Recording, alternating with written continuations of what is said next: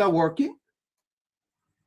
Well, the fact that we can actually find ourselves in this situation, neighbor, where we are bringing high profile persons to the public declaration, right?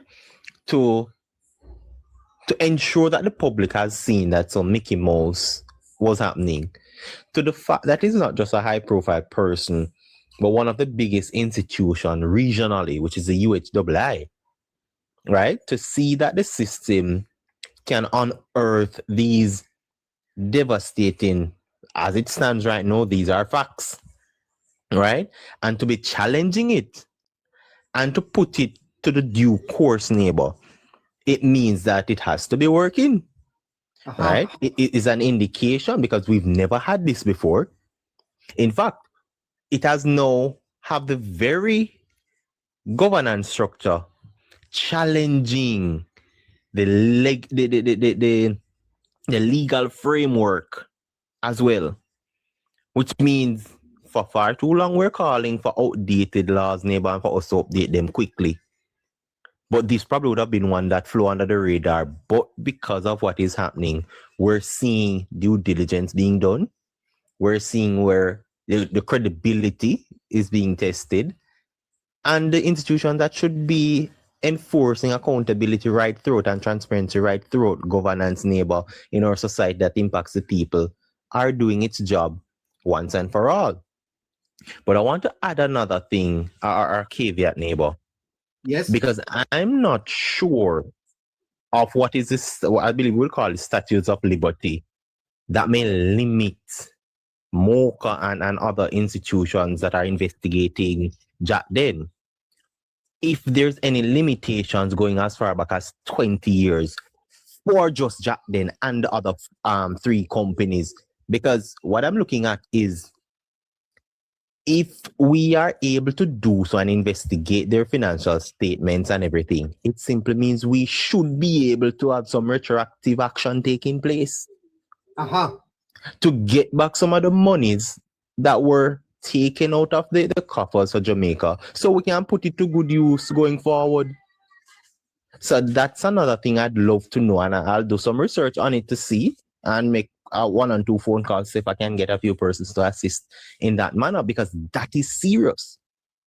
And I don't think Mr. Gordon realized by his statement of saying this has been happening for 20 years, understood the can of worms he just opened up. This is not the Jamaica back then where we won't question things and we won't act on it and we won't challenge it. This is a new day and age, Mr. Gordon. And we, the people of Jamaica, will not be letting this one go at all. The systems are working. Of course, they can do better, neighbor. We're in the process of doing so, and the weak areas of the system. And it's a day, while it's not the way we'd want to strengthen it, it's still a day in which we should be proud to say that we're seeing frameworks actually doing what they're supposed to do. So I'll give the Attorney General, the Auditor General, a thumbs up for it, right? And for her to keep doing her work, because I think a lot more can be, can be unearthed, not just from this situation, but right throughout different sectors. Yeah, let me take you, Harry. I hope I'm not being too broad here, but it has been reported that approximately 10 million individuals. Hold on, neighbor, hold on. Pinnock, I'm not sure what you're listening to, but we're getting some feedback from your end. Can you mute, please? Who is Go ahead, neighbor. Hello, Donald. Hold on there, Harry. Hello, sir. Caller, good night. Well, I'm not so sure. Can you unmute for me, Donald? Let me see what you're saying. Hello.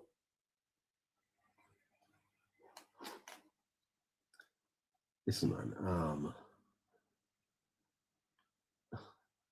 I'm not so sure what's happening to Donald. Let's see. Okay, he's gone. Okay, yeah. All right, Harry. It has been reported that that approximately 10 million in duties were repaid. Now, what does repay mean?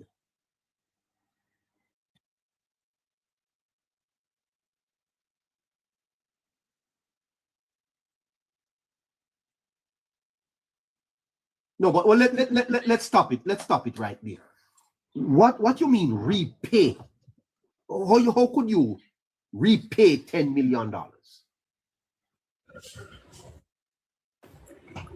What does repay It mean? cannot happen, neighbor. Right? Because when you say repay, when you say repay, what do you mean?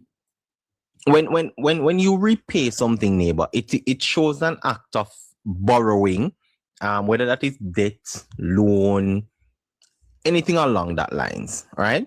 So in essence, it signifies some level of, maybe you're returning funds, an obligation to return funds, right? Maybe a reimbursement. Some people may be more familiar with that aspect of it, right?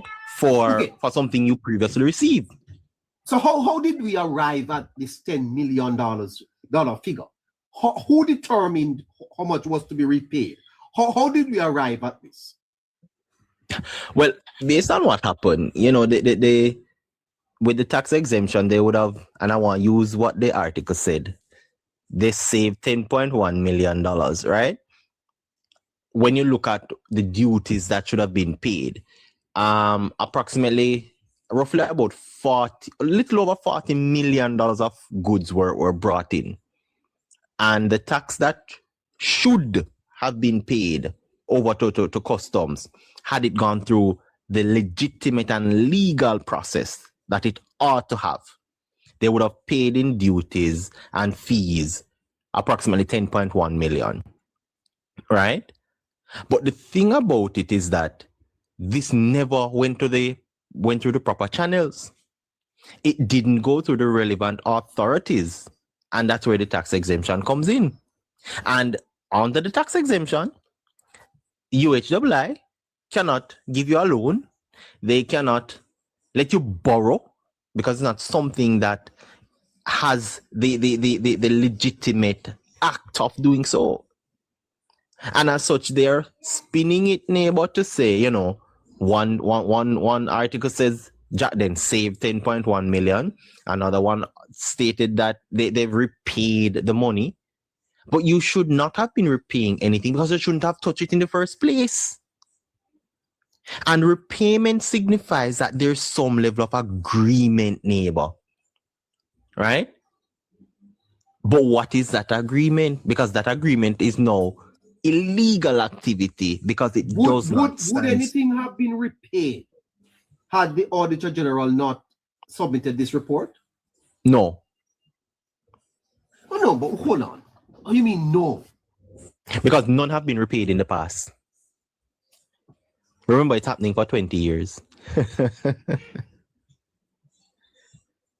So had they not, get caught red-handed, nothing would have been repaid. There's no indication of it prior to. Because by the admission that this very act has been happening for a while, and you, neighbor, if it was one in which you went ahead and repay anything, you'd have also stated that. But because you're now put to the sword and come out in a defense, you're saying, oh, you repaid the money, and the blame game started to throw. It's a fail in systems, saying that's blaming customs, one part, and also under the bus. And from my understanding, in these matters, neighbor, two institutions don't get it wrong. When customs are collect the money, them not play. Right? And to point it out as well, to show you what questions the agreement. Why is it that these goods, because I'm calling them goods, machine, furniture, and whatever, goods, were simply going to the UHII, but the invoice as Jack Den's address? right? It is assigned to Jackden and their address there, not the UHII. And this Uh-huh. brings a question as to say, what was the agreement between the then leadership of and the Jackden group of companies?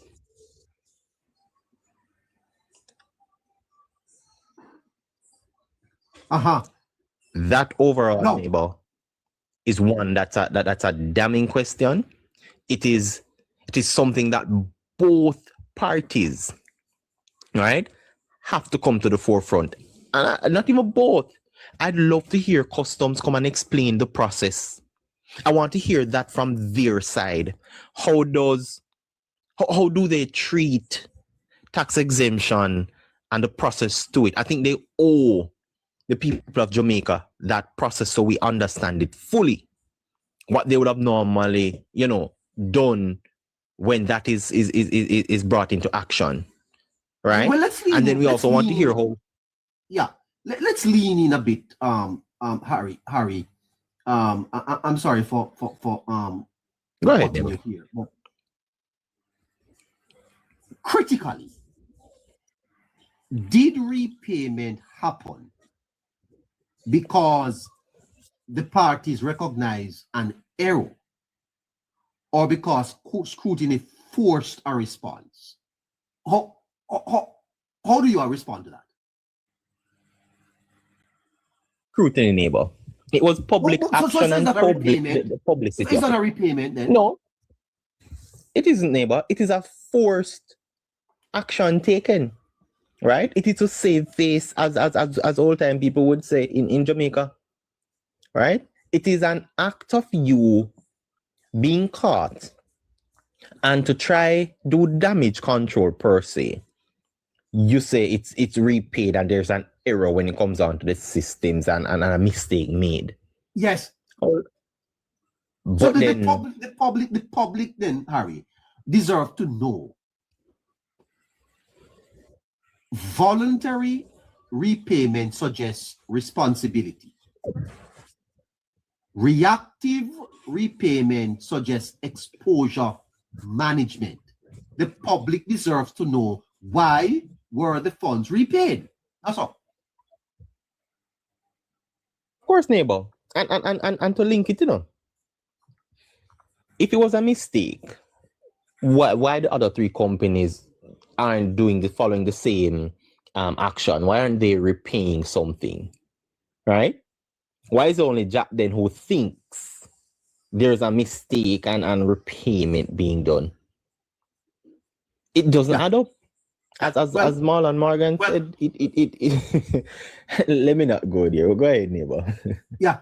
Let's prosecute it a little bit more because it is interesting, the moderators asked for a deep dive. It's 28 minutes after 9 o'clock. Let's prosecute this a little bit more for the listeners. Here is where it gets more subtle. Because even if money is repaid, was there a temporary advantage gained? Because, Harry, if you have $10 million for me, you can do a lot with that in terms of interest, not true? Right? What about your investments? cash flow? What about your operational? What about the political benefit at the time? Because repayment restores fund, but it does not undo the opportunity gained, the advantage enjoyed, or the system weakness exposed. So the question becomes, what was gained before it was returned?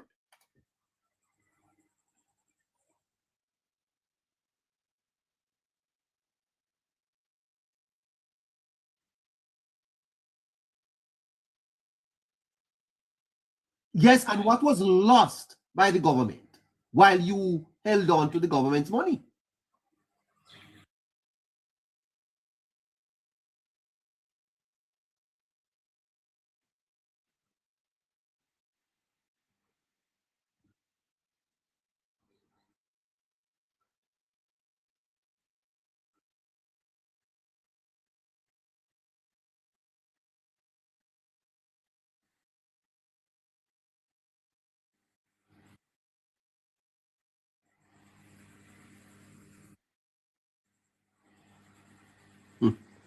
Well, we're having a little audio. Having a little audio challenge, a little audio.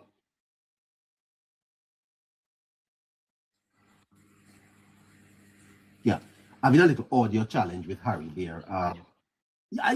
You're dropping in and out, but this is riveting stuff. So I want you to position yourself, and because I'm going to throw one more question at you there, and I want you to brace yourself for it to answer. You there, sir? I'm here, neighbor. Yes. All right. Go ahead. Come in. Right. So I was saying the risk involved when that money is not paid, it simply means you have lost resources. Resources that could have also helped. All right. And let me put it this way. This is money that will probably never have, add a level of tax to the people of Jamaica. Let's look at that. And with the duration that this has been happening, how many budgetary resources we've lost just through this company? How Marlon Morgan put it best, that is a stretch of road, the money, right, is a stretch of road that wasn't paved. It is a hospital that probably never get a few beds because that money can do so. Approximately one of those high-end hospital beds is roughly 250 to 300,000 neighbor, thereabout, right? $10.1 million can do that. How many, the opposition speak about houses and so on. How much of that money could have added to relief because we're still in Melissa recovery? So many things that could have gone to Ministry of Education. That could have gone to so many other areas. And if you want me to double down, that $10.1 million is something that could have been put to the increase in wage which the JTA is asking for, or teachers are asking for. So it is more than just a figure being $10.1 million. It is advantage gained illegally by a company who is competing with other companies from a private sector standpoint. It is also gaining an advantage over those companies because their principal person is in high position in governance and can utilize this status. How many other health facilities and health companies, neighbor, cannot bring in equipments in this magnitude because they can't use UHII tax exemplary status, right? So you've bumped up the company, and we preach fairness for our market. You've now also given a member of parliament an advantage in growing his wealth, right? How long? Look at the duration. If we're looking at the figure of the money, 10.1 million. Neighbor, you could have thrown that on a BOJ CD for 30 days. How many months we've been running this? About 3-4 months, or probably a little longer. And you get 6% to 8%. That is just giving people the idea as to what that money signifies. The dead figure don't mean anything, but in context, is a whole I'm gonna different do thing. something, Harry. I'm gonna put you on the stand. I want to do this for the I'm gonna put you on the stand. I want you to swear. You have your hand on the Bible, so you have your hand on the Bible. I'm on the digital one. Let's suppose you were Mr. Gordon, and I'm representing the public. I'm the prosecutor. I'm gonna prosecute this case, this whole repayment matter. Mr. Well, let's give you a different name. Let's call you Mark Horton. Okay. Anyway. So you're Mark Horton. Okay, so Mr. Horton, when you say the funds were repaid, are you saying the system worked properly or that it failed and was later corrected? What are you saying? From my understanding, it failed because if I'm defending myself, neighbor, right? I'm going to say it failed. right? And an error was made. But as the legislator speaking on the stand, I would say I found a loophole. I utilized my proximity to preference, my proximity to the likes of the influence, right? I found myself even strategically positioned in a manner in which I can exude my influence over a regional health institution to benefit myself, right? Because this is not one in which I'm a overall humanitarian. It benefits on the lesser end because I don't want it to look too bad. So I give people a discount. But the truth is, I'm the one benefiting at a grander scale compared to what I'm giving away. Right? Can you, Mr. Martin, can you confirm whether any financial or operational advantage was gained during the period before the payment was made? Can you confirm? I would plead the fifth. What must neighbor? Our neighbor, I'd say I don't have that information with me right now. Oh, what a tangled web. Harry, you could have just say I don't recall. I can't recall. No, man. Remember, I'm the principal, you know, so I don't do the day-to-day operations. All right, good answer. All right, sir. So you can't answer that question. I can't. Not at this time. Would you want to consult your attorney and for advice? I definitely will take that action. Because let's move on. Let's move on then. Does the need for repayment suggest that the oversight system did not prevent the issue in the first place? If so, who is accountable for that gap? Well, to be honest, in a neighbor, it is not just look at who, but more so, it's a them situation. Because it's more than one oversight bodies when you look at it. The UHII have their management team separate from their board and a board of directors, right? Yes. And they should have seen and ensured that their tax exemption status is not used for malpractice. So they failed. And now the legislator in Mr. Gordon, who is duty bound to ensure that he does not utilize his position in terms of whether it's politically or his affiliations in that way, right? So he has also failed. And then the fact that we're looking at it on a broader scale, a little extent of the blame should have place and also the customs. Here's why. If a tax exemption is activated, when you look at where these goods are being sent, they have to match a certain pattern. There's a certain requirement that has to be matched. And that matched requirement is that the goods should be going directly to the owner of that tax exemplary status. So you should not have had a turn a blind eye or not see the fact that these goods weren't going to that institution, because this is basic information, right? It's not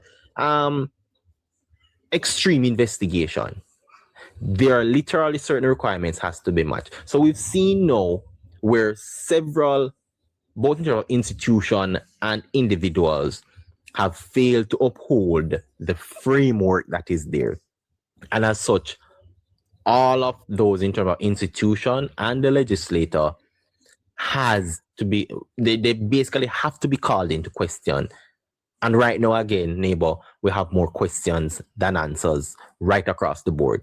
And I know some will be answered over time, but at this juncture, it is critical based on the questions we have. All right. So I suggest to you, Mr. Martin. But by the way, Mr. Martin, you're a member of parliament? I've become a member of parliament. I was elected on September 3rd.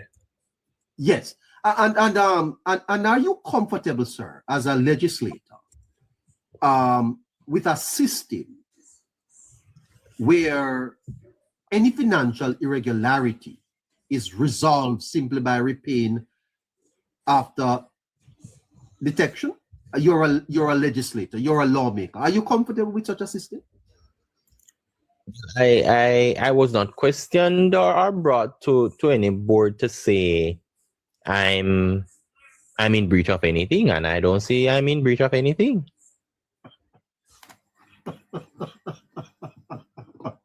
I'm sorry. I'm so sorry. Neighbor, take it serious, no, man.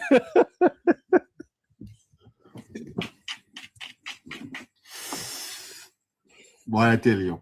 Anyway, we're gonna have to continue this. We're gonna have to continue this. Anyway, on a serious note, though, Harry, the repayment does not cancel the fact that a benefit was already received, and I think that is a fundamental point that the people of Jamaica need to understand. Not true? It is, neighbor, and I want to put it in a neighbor, right?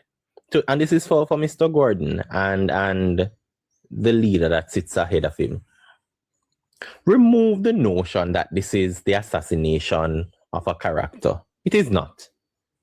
It is pertinent questions, unavoidable questions being asked, that questions one's credibility, one's transparency, one's accountability when found in guilt. Right? And these are the things. You said that paper where them sign after September 3, neighbor, when election ended and they're going into parliament and being sworn in. I don't remember the date that it happened. But that agreement that was signed by every single member of parliament, including you, Mr. Gordon, because you never get left out. You signed it too. I have the video of you signing it as well. So don't worry. One big round table.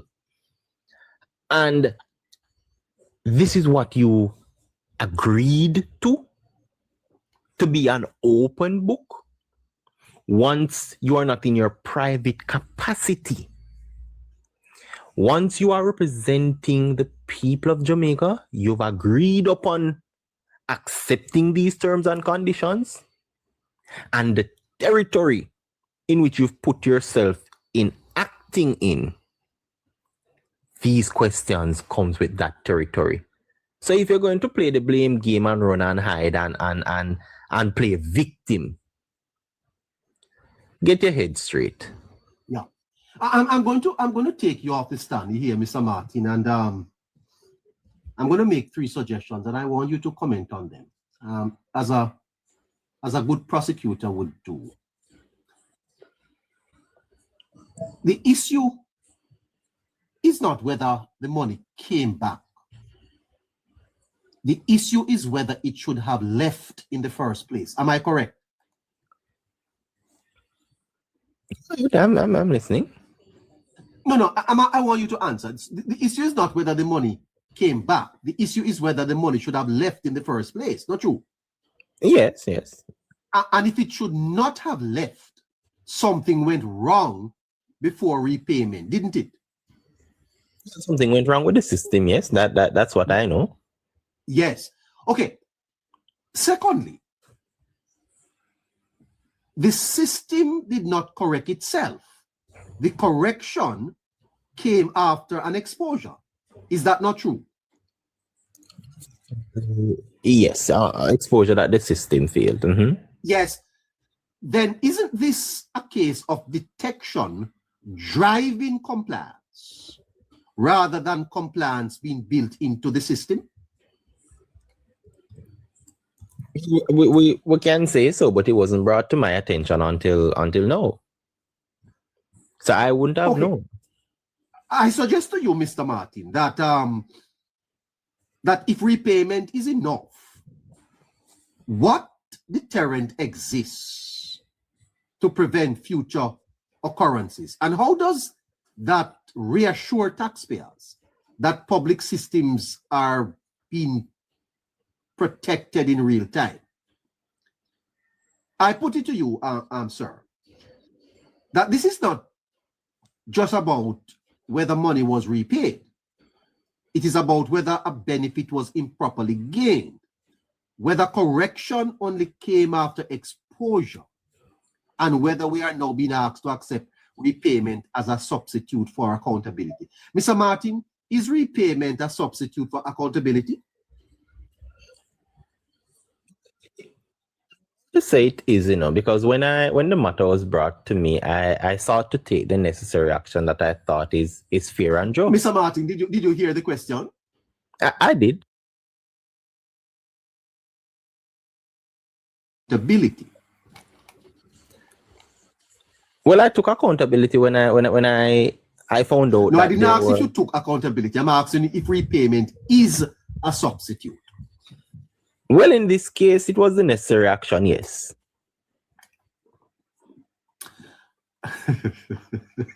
Never stop joke out the thing, man. The verdict is with the listeners. You hear, sir?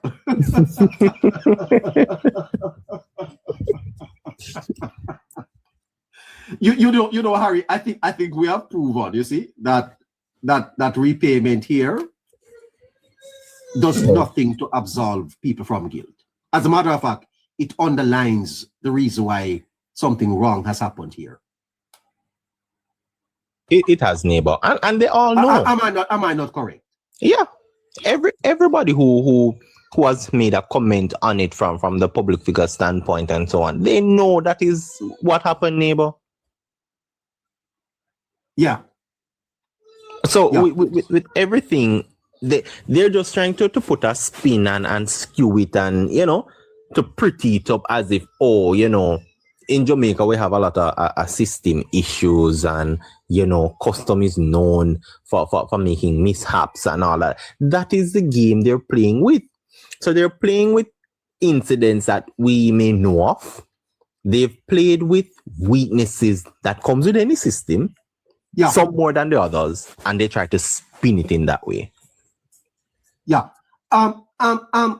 Harry, would you no, you put on your hat as an analyst for the Politics Plus network.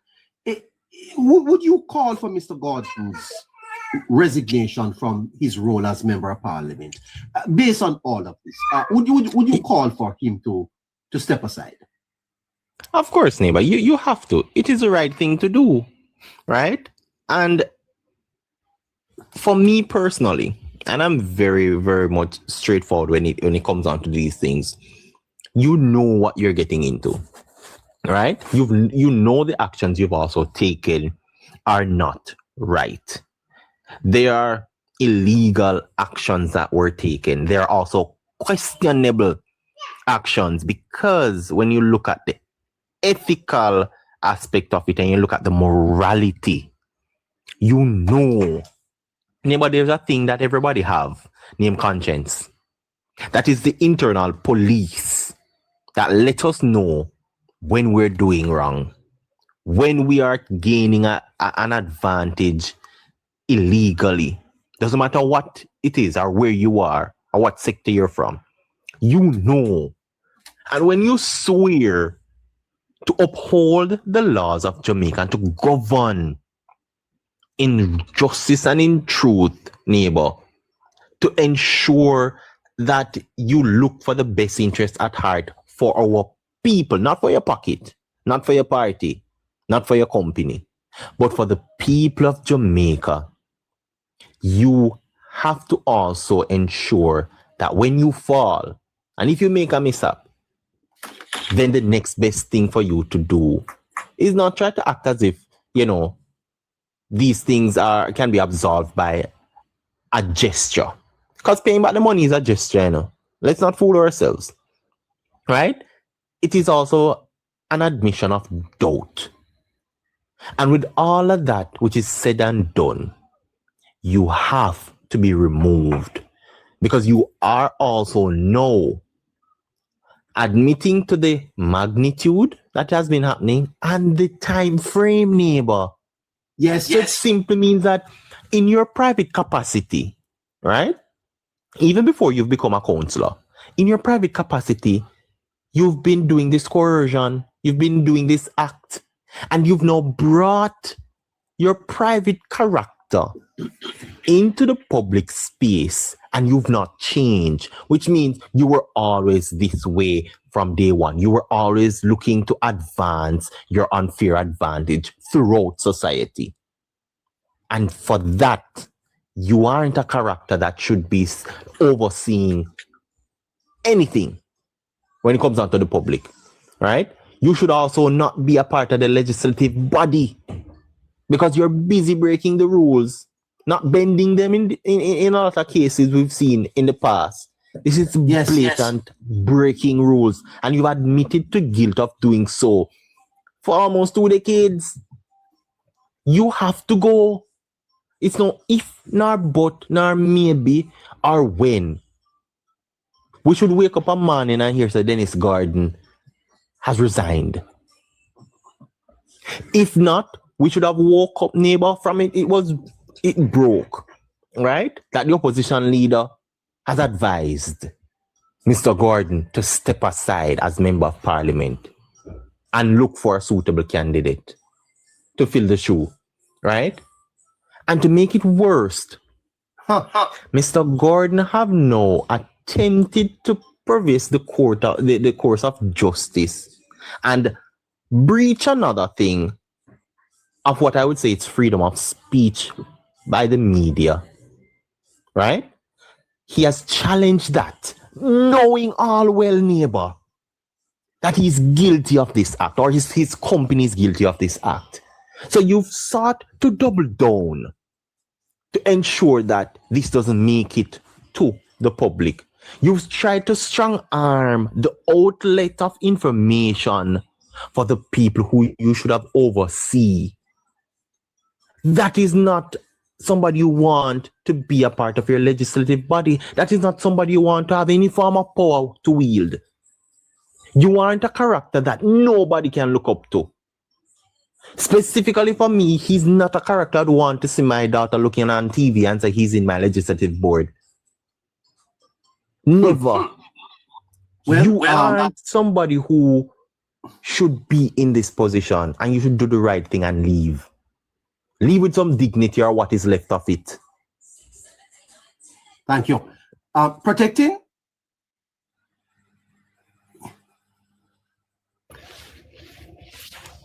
Neighbor, I'm still here. Yes, protecting.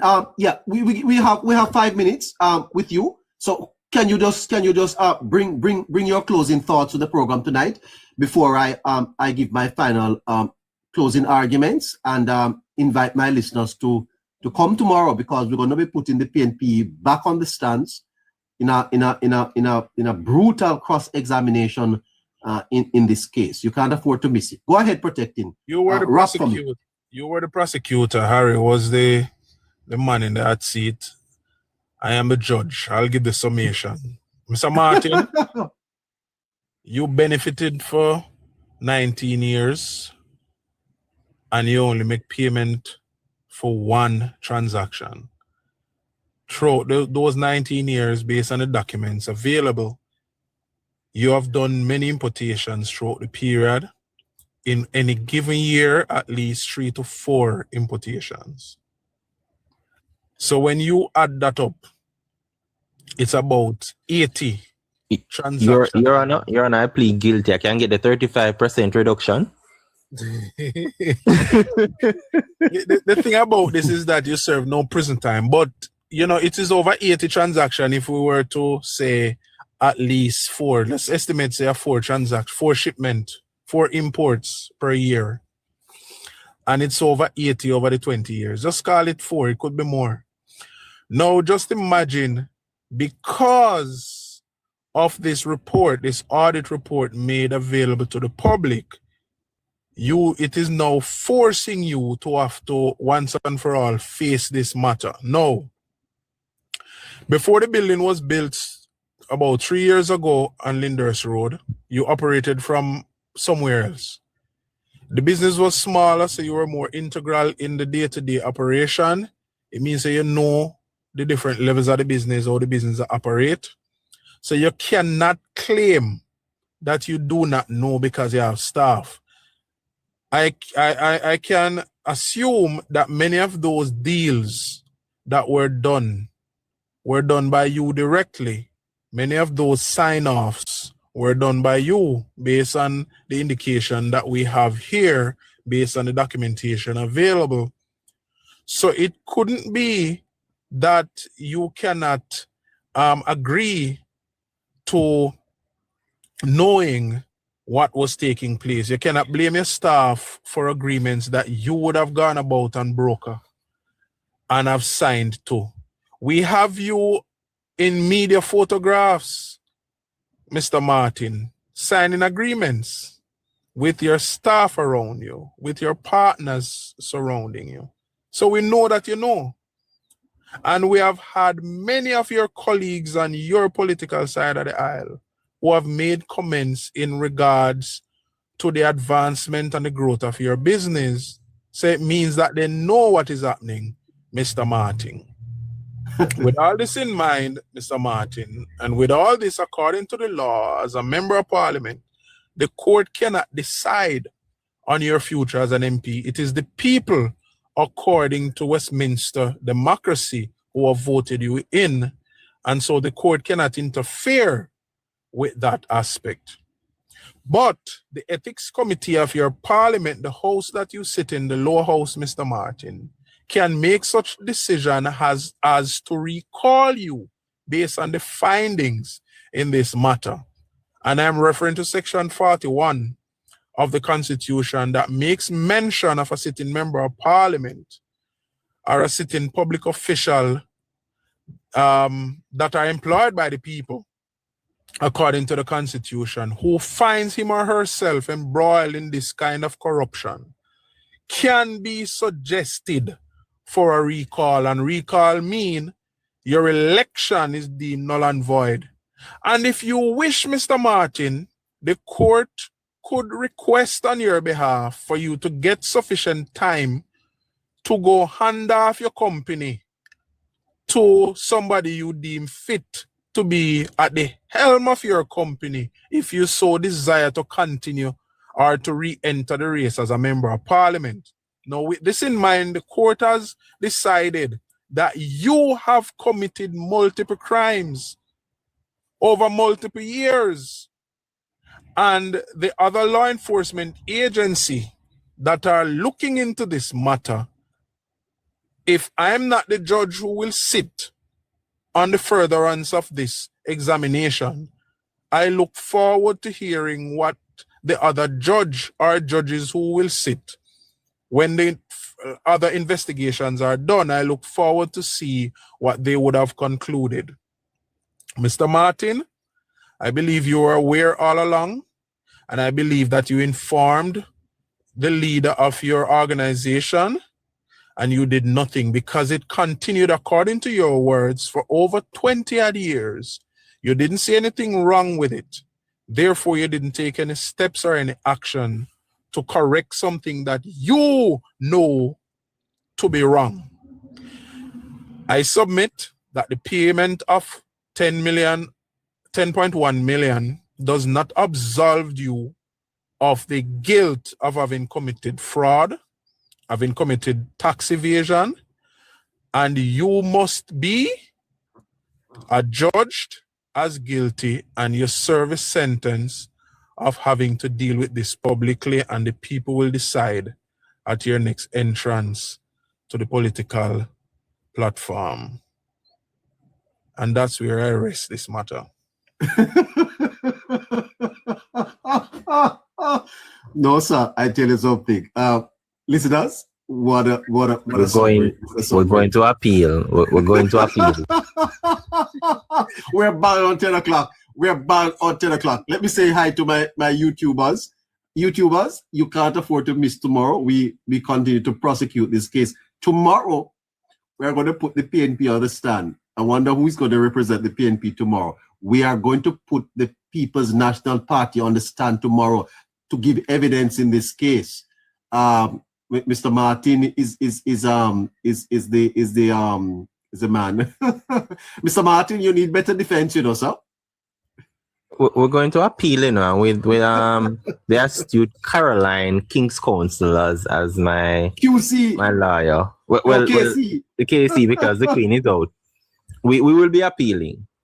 Yeah. Okay. Listeners, we're gonna come back in a minute or so to wrap with my final thoughts. Please remember to send your support to the program. Moderator, you can post the information. If you like the work we do and you want to support us, please, your support is welcomed.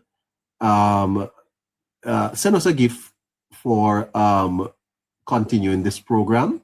We'll be back tomorrow to continue this prosecution of this state, Mr. Martin versus the government of Jamaica.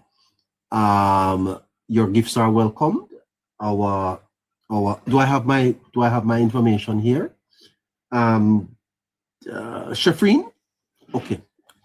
Well, I wonder how we did on the YouTube channel tonight. Okay.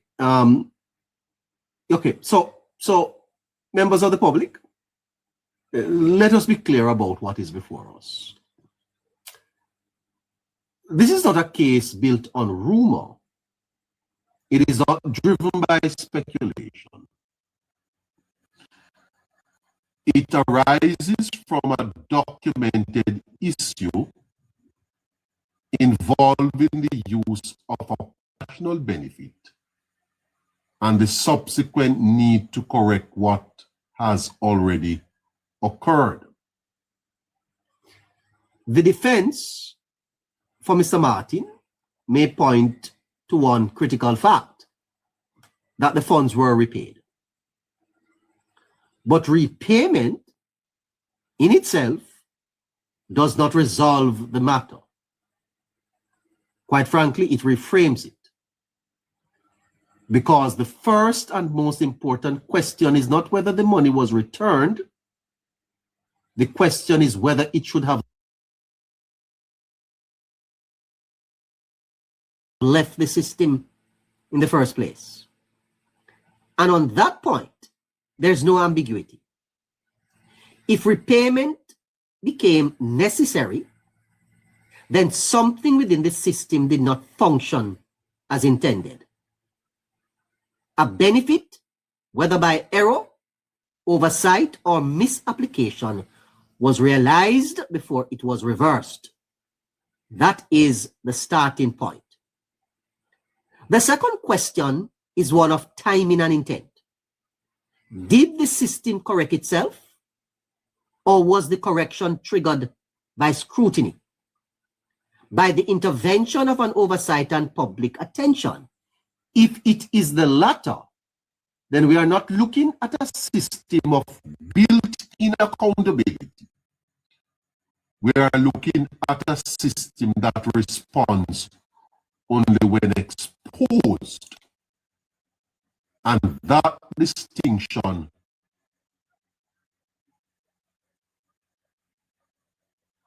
tomorrow, we pick this up. And we invite you to join us, all of us, as we continue to look at this matter right here on the Hello Neighbor Show. I understand that we've been having some technical errors tonight. We'll try and sort them out for you tomorrow.